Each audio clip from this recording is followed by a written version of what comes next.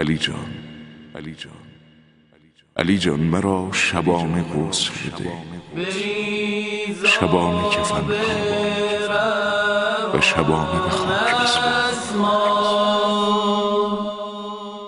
به جسم اطهر زهرا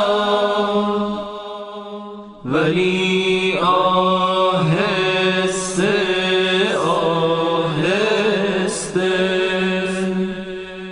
ولی آهسته. متن قرآن اینه که من بر این رسالت اجری از شما نمیخوام. ان اجری الا علی الله، اجر قابل پرداخت نیست.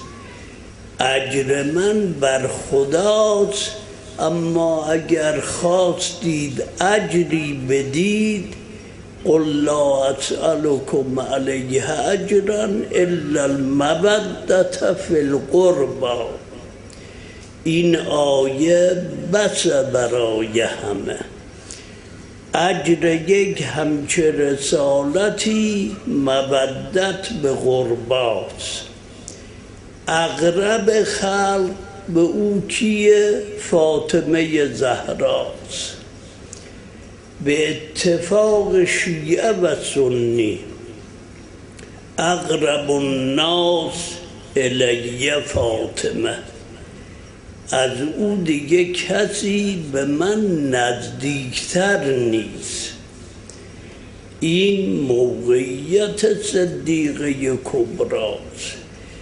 عمل شما، اون هیئتی که بیرون میاد، میدونی چیه؟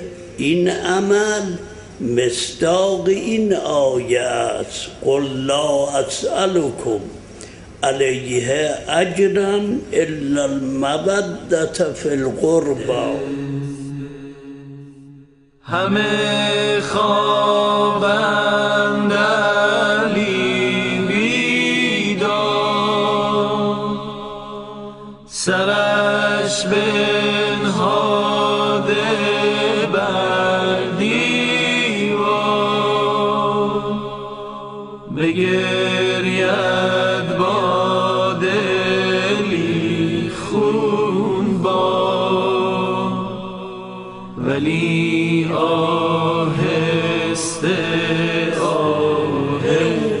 بعد از رحلت پیغمبر آمد در مسجد، اون خطبه رو خوند. شق القمری کرد در علم، در بیان، با اون قدرت، با اون صلابت. راه رفتن پیغمبر، منطق خاتم انبیا. چقدر گذشت؟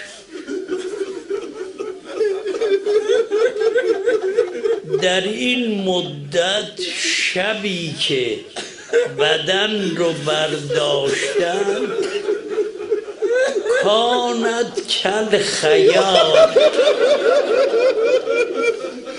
کانت کل خیال.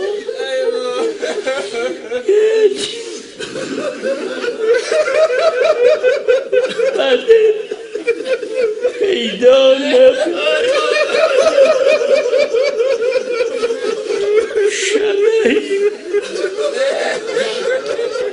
بدن نبود، شبه بود.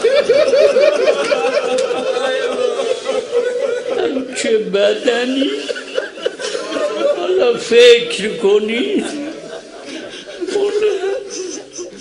بدنی که برداشته بشه، دنبال این بدن نیمه شب یک دختر 5 ساله رو یا ای دخترم زینب،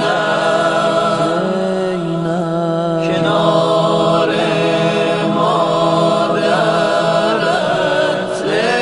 امشب